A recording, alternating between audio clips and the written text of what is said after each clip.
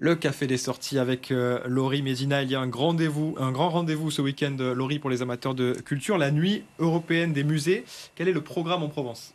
Eh bien Fabio, figurez-vous qu'il y en aura pour tous les goûts. La nuit européenne des musées, à ne pas confondre, attention, avec la nuit au musée avec Ben Stiller. Rappelons-le, ça se passe demain en fin de journée. À cette occasion, de nombreux musées ouvrent leurs portes en fin de journée jusqu'à tard le soir et même dans la nuit. L'objectif, évidemment, c'est faire découvrir au plus large public les musées, peut-être séduire un nouveau public, mais aussi faire des animations. On vous a fait une petite sélection, hein, n'ayez crainte. Alors d'abord du côté de Marseille, qu'est-ce qui va se passer? On vous invite à aller du côté du Panier, au centre de la Vieille Charité. Voilà, c'est un lieu que j'aime tout particulièrement. C'est magnifique. On y trouve aussi à l'intérieur le musée d'archéologie méditerranéenne et le musée d'art africain, océanien et amérindien. On y trouvera le vernissage de l'exposition Ce que la mer garde et Mémoire de la Méditerranée, plus une installation dans les coursives de la Chapelle. Vraiment, ce sera très beau. Si vous vous promenez du côté du Vieux-Port, voilà, du Panier, allez-y.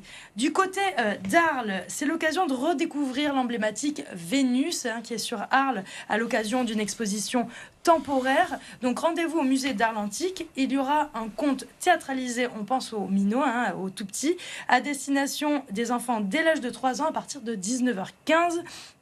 Avec autre chose, pardon, du côté d'Arles, le Muséon Arlatan propose une soirée immersive et festive avec karaoké au milieu, voilà, des costumes folkloriques et traditionnels, donc contemporains, tradition, tout sera mélangé. Il y aura même un bal participatif à la fin de la journée.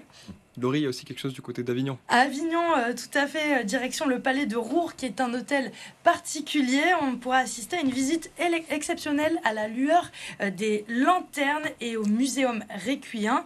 C'est un musée d'histoire naturelle. Il se transformera vraiment le temps de la soirée en un escape game où il y aura une enquête scientifique. Ça peut vous intéresser, madame, autour des animaux. Voilà, ça s'annonce très chouette. Et pour les plus jeunes, hein, et moins jeunes d'ailleurs, au Grenier à sel, toujours du côté d'Avignon, on pourra faire des parties d'échecs face à l'intelligence artificielle. Et pour terminer, Aix-en-Provence. ouais, voilà, pour terminer, Aix-en-Provence, au musée Granet, les tableaux prendront vie grâce à l'école d'art dramatique à partir de 20h.